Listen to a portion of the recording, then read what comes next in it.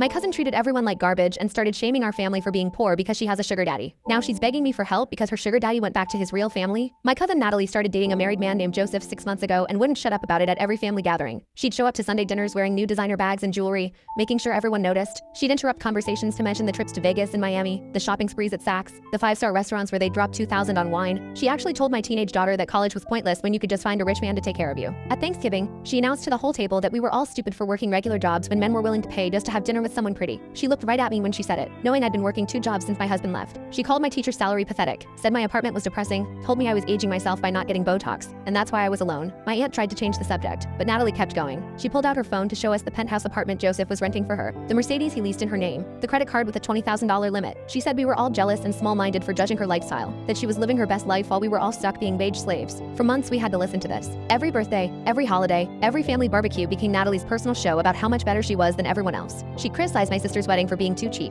mock my brother for driving a 10-year-old truck, tell her grandmother that her house needs updating, and Joseph could probably buy it for cash if she wanted to sell. She started missing family events unless Joseph was out of town, saying we were boring and she had better places to be. The worst part was how she treated service workers when we went out, snapping at waitresses, demanding special treatment, leaving insulting tips because Joseph usually handled that. She'd become a completely different person, nasty and entitled and cruel. Then last Tuesday happened. Natalie was supposed to be at a spa resort with Joseph, but apparently his wife Caroline had started getting suspicious. She'd hired a private investigator weeks ago who'd been following them. Caroline had photos, receipts, text messages, everything. She knew about the apartment, the car, the credit cards, all of it. And she wasn't the type to cry and accept it. Caroline was a partner at a law firm specializing in divorce. She froze Joseph's accounts that morning, called the credit card companies, contacted the Mercedes dealership, had her investigator serve Natalie with a cease and desist letter at the spa. Natalie was escorted out in her bathrobe because the room was no longer paid for. Joseph had disappeared, not answering calls, probably trying to save his marriage and his assets. Natalie had to take a bus home. A bus. She called me crying from the station, begging for a ride, but I was working my second pathetic job. By Thursday, the apartment complex had given her 72 hours to vacate since Joseph's name was on the lease and he terminated it. The Mercedes was repossessed from the parking garage. The credit cards were dead. Everything she'd bragged about for 6 months was gone in 3 days. But here's where it got really interesting. Yesterday, Natalie called me with an emergency. Caroline's divorce lawyer had contacted her. They needed her deposition about the timeline of the affair. Specifically, they wanted to know about last Tuesday afternoon when Joseph had told Caroline he was in a business meeting. Natalie needed an alibi that didn't involve being at a spa with Caroline's husband. She wanted me to tell Caroline's lawyer that she'd been with me all day, that we'd gone shopping and had lunch, that I had receipts to prove it. She actually expected me to lie under oath to protect her from the consequences of her choices. I asked why she thought I'd do that after she'd spent months telling everyone I was pathetic. She said family helps family, that I owed her for the time she'd watched my daughter 5 years ago, that if I was a good person, I'd help her through this difficult situation. She even offered to pay me back when she found another Joseph. That's what she said. Another Joseph. Like married men with money were just waiting to fund her lifestyle. I told her I'd think about it. Then I called Caroline's lawyer myself. Told him I'd be happy to provide an honest statement about Natalie's whereabouts,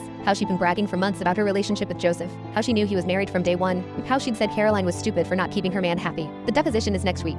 Natalie doesn't know yet that I'm Caroline's star witness.